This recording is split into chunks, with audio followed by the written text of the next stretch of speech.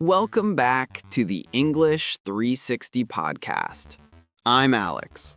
And I'm Mia.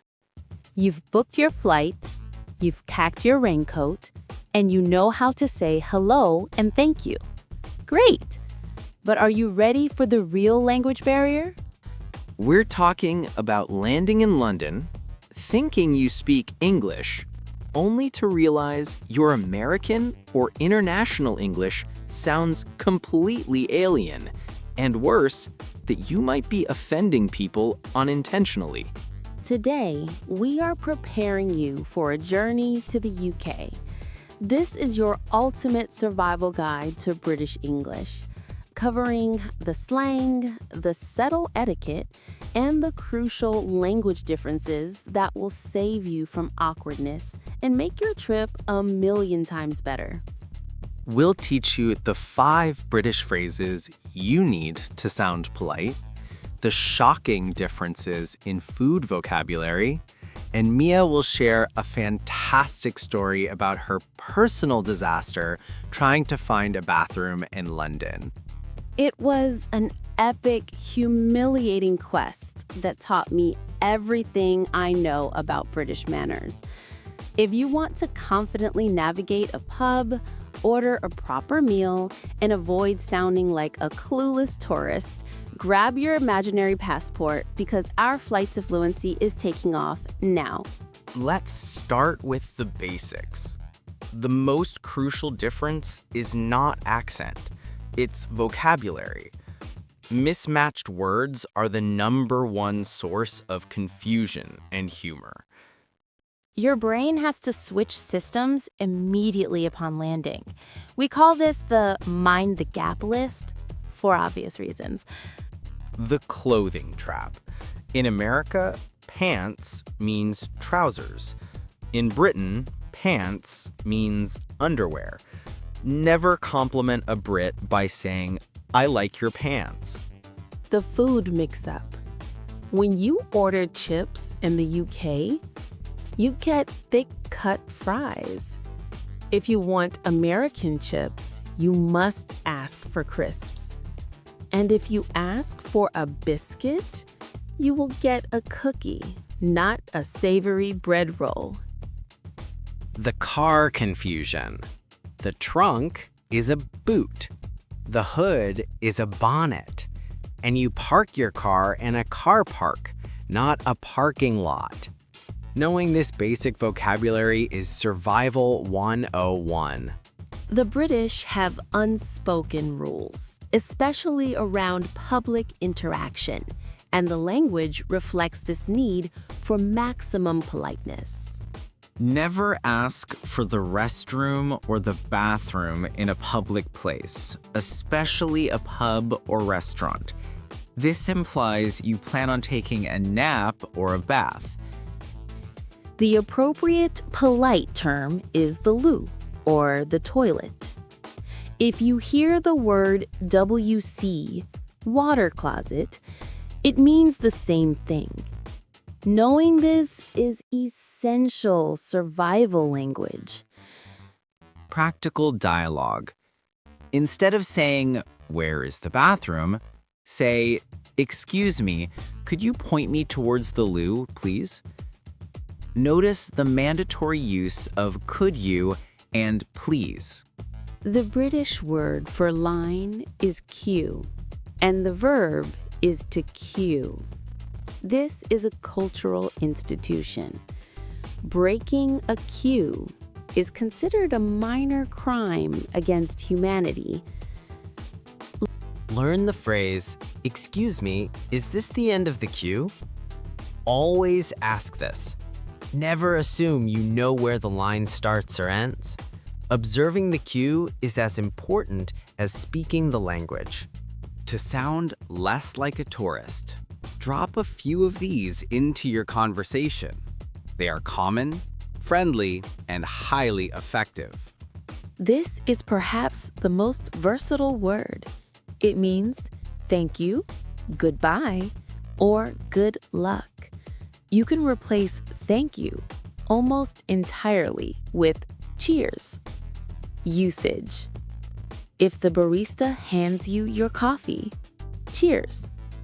If you leave a store, cheers, bye.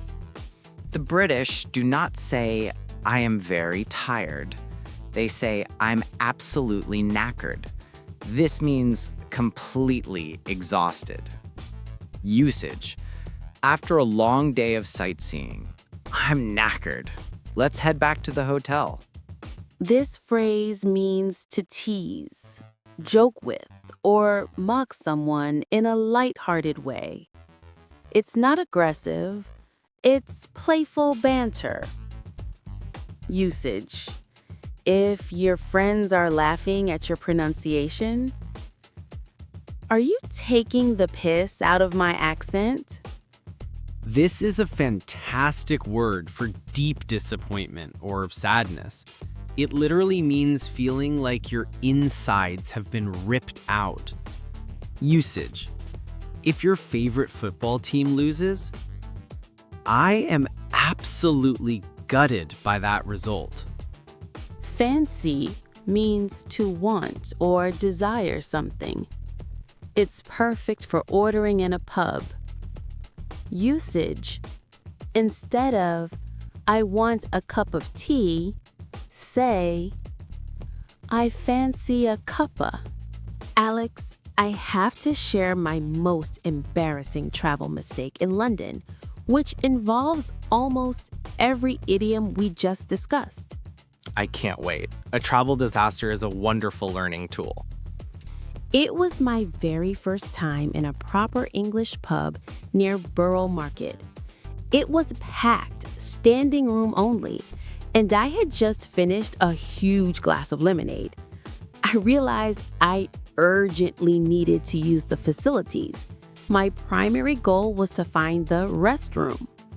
Rookie mistake. Use the American term. Exactly.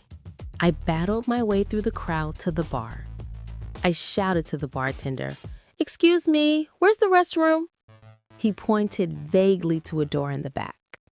I rushed back, found the door, and saw a line of about 5 people. A classic British cue. Did you respect it? Initially, yes, I joined the back. But after 5 agonizing minutes, I realized my situation was critical. I was in physical pain. I broke the unspoken British code. I loudly asked the person in front of me in a very panicked American accent, "Is this the line for the bathroom?" That combination, breaking the silence, using the wrong word, and interrupting the cue is maximum offense. The woman in front of me, bless her heart, gave me the politest, most frozen stare I have ever received. She just said, "It's the loo, and yes, you're disrupting the cue." I was so embarrassed, I turned crimson. So, what did you do? Did you give up and run back to the hotel? Almost. I decided to bite the bullet, as we learned last episode, and wait. I stood there mortified. When I finally got to the door, I realized the full extent of my error. There was one single toilet inside. It was a proper tiny WC. The shame was multiplied by the small space. The final humiliating blow came as I was washing my hands. The woman who corrected me was right outside. I apologized again, stammering, "I'm so sorry for breaking the line. I mean, the cue." She just smiled sweetly and said, "Don't worry, love. You look absolutely gutted. Cheers." Gutted is the perfect word. She understood your intense disappointment. Your language mistake caused your emotional gutted state. The lesson is, language mistakes are okay, but cue breaking is not. And always, always ask for the loo. That trip taught me the absolute necessity of contextual language.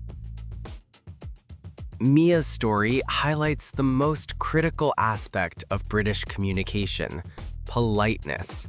You must master the language of softened demands. Never use direct American commands like, "I want a coffee," or "give me the bill." That is aggressive in the UK. Always use softeners. Could I possibly? Do you mind? Or I was wondering if. Bad, I want the check. Fluent or polite, excuse me, could we possibly have the bill, please? The British are masters of understatement. If a Brit says something is not bad, they usually mean it is very good. If they say they are a bit busy, they are absolutely snowed under with work. To sound less American and more British, focus on the non-rhotic R. Brits generally don't pronounce the R after a vowel unless it is followed by another vowel. For example, the word car sounds like car. The word water sounds like what are. This is a small pronunciation tweak that gives massive auditory returns. You are now armed with the vocabulary and cultural context to survive London.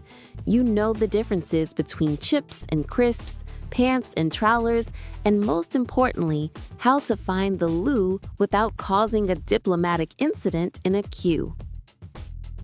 Remember, fluency is not just knowing words. It's knowing when and how to use them politely and contextually. Your journey to London is now a flight to fluency. Time for your final challenge.